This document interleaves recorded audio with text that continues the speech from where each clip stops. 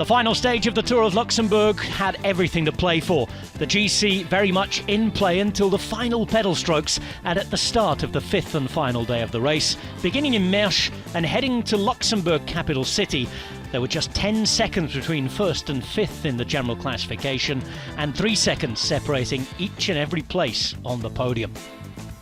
Almost 180 kilometres for the last day. Over 3,200 metres of climbing. It promised, as the other stages had been, to be an entertaining one. Almost 3 full circuits at the end, a repeat of last year's finishing circuit. This one had everything. And it had everything from the start as well.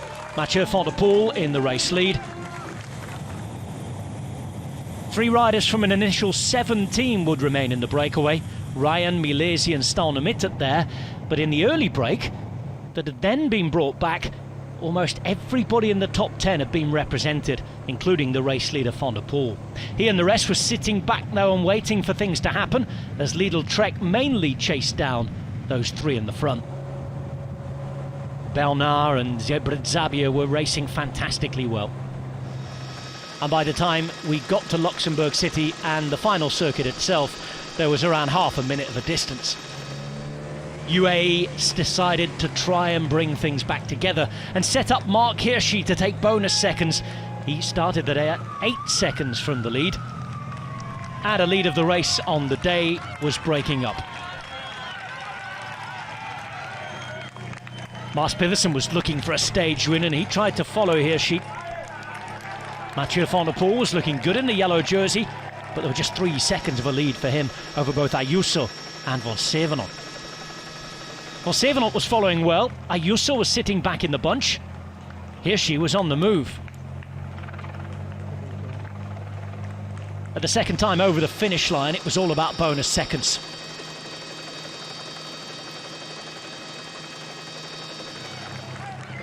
Hirschi going to try and take them. But Van der Poel would move up to him. Kelderman would attack. And it will be Kelderman to take the 3 seconds.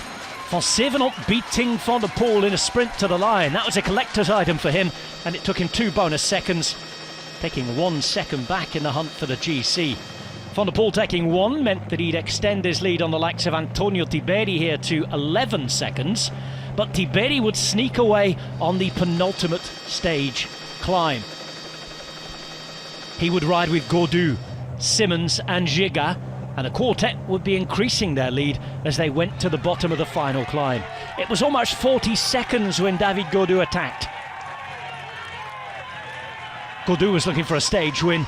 Van der Poel behind had to make an acceleration, the type that he's known for if he was to have any chance of hanging on.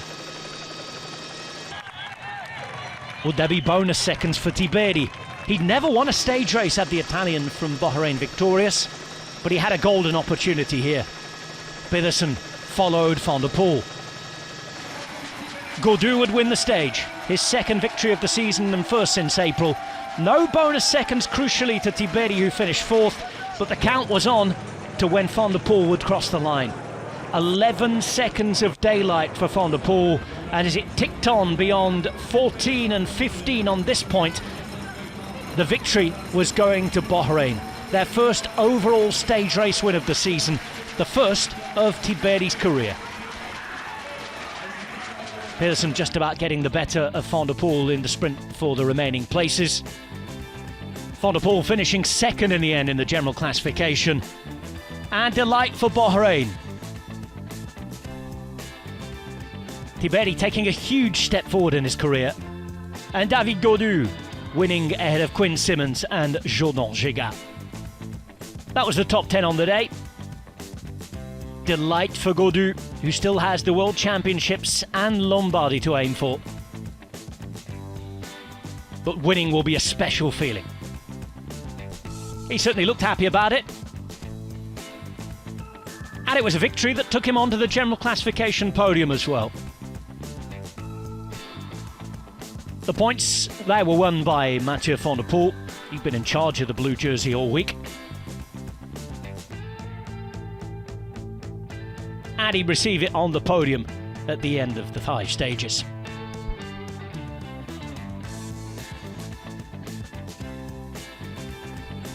Pepijn Reinderink was the king of the mountains, as he'd been since the opening stage. He took the black jersey away from the 5-day race around the Grand Duchy.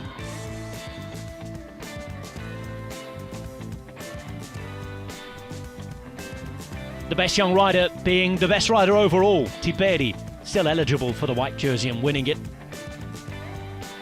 just as he'd done at the Giro D'Italia.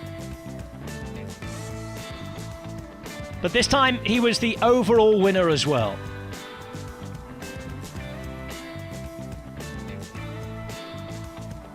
Winning the Tour of Luxembourg ahead of Mathieu van der Poel by 15 seconds, 16 from Gaudu. Disappointment, but a wonderful race ridden by Mari van Sevenant, who finished 4th. A yellow jersey for Antonio Tiperi. Just a second career win at a first overall general classification prize. It's been quite the week in Luxembourg. Plenty more racing still to come in 2024. You can catch it on Eurosport and Discovery Plus as we head to the World Championships.